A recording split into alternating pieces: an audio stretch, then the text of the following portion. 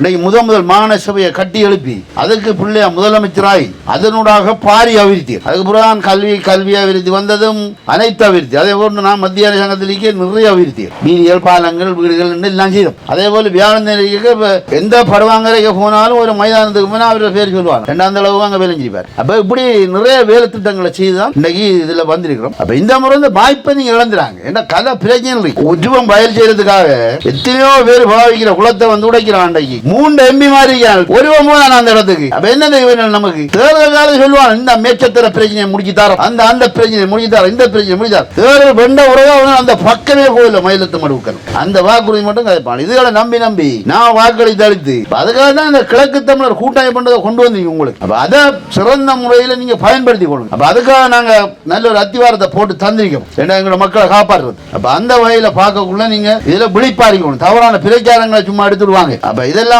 நம்பி நீங்க ஏமாந்துறாங்க. அப்ப நல்ல வாய்ப்பு நமக்கு இது. அப்ப இந்த வாய்ப்பை சிறந்த முறையில் நீங்க பயன்படுத்தணும், தெளிவாக்குங்க மக்களுக்கு. நம்ம இலங்கை அரசாங்கத்தில் அது ஒரு விதி மாதிரி, ஒரு அரசாங்கம் மாறினா முதல் அரசாங்கத்தை முழு பேரையும் முடிச்சு உள்ள விடுவாங்க கொஞ்ச காலத்துக்கு, திருப்பி அடுத்தவன் வந்தா இவன் இடத்துக்கு உள்ள விடுவான். இது எல்லாருக்கும் இப்ப இந்த அரசாங்கத்தில் அடுத்த முறை போவாங்க உள்ளு. இதுதான் பழமையான விஷயம். முழங்காரி நானும் உள்ள இருந்து வந்தேன் தான்.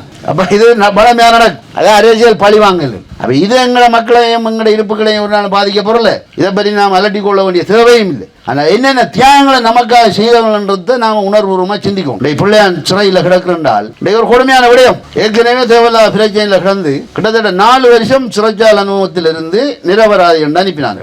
அப்ப அந்த அவ்வளவு காலத்துக்கு யாரு பதில் சொல்றோம்? அவ்வளவு மீண்டாங்க 4 வருஷத்துக்கு நான் உங்களுக்கு நிரபராதி தெரிஞ்சது. அப்ப அதே மாதிரி தான் இது ஆளை கொண்டு சும்மா வச்சுது இப்ப தேடி தீட்டாங்க, யார் இல்லையும் ஆதாரம் இருக்காங்க. அதுக்கு அங்க வெளிநாட்டில் கிடக்கிற ஊது உலக சும்மா கிடந்து கத்திட்டு கிடக்கும். அவங்களுக்கு இம்மையும் தெரியாது, வரமையும் தெரியாது, நம்மளை பற்றி நம்மளை துன்பம் தெரியாது, துயரம் தெரியாது. அப்ப இது வந்து மக்களோட மக்களா இருந்த ஆக்கள், பெங்களோட இருக்கிற ஆக்கள். அப்ப இவங்களோட இதெல்லாம் கருத்துல கொண்டு நாம் இந்த முறை பெரும்பான்மையான வாக்கள் அளித்து இந்த எங்களோட பிரதேச உறுப்பினர்களை வெல்ல வைங்க. அப்ப இது வந்து கிழக்கு மாநிலத்துக்குரிய ஒரு அத்திவாரம்.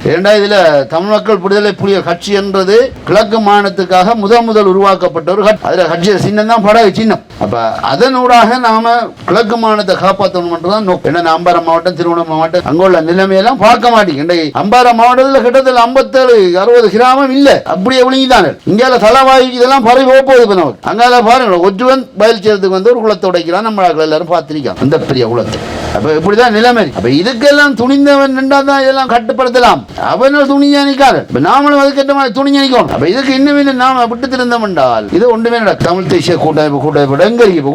கூட்டமைப்பே இல்ல, அவனுக்கு தலைவனும் இல்ல, ஒருவனும் இல்ல. தலைவன் போட்டிக்கு வழக்கு வச்சு சண்டை பிடிக்கிறான். ஆளாள் நான் தாம்பரம், நீ தாம்பரம். அதான் அந்த யாழ்ப்பாணத்து மக்கள் அவனோட வெளியேற்றி ஊடகங்கள்ல பாப்பீங்க. கூட்டம் வந்து 100 கதிரையும் யாக்கள் இல்லைங்க யாழ்ப்பாணத்தில். அப்ப இங்க வந்து நாம இவங்களோட விரட்டி அடிக்கணும். அதான் முதலாவது செய்ய வேண்டிய வேலை.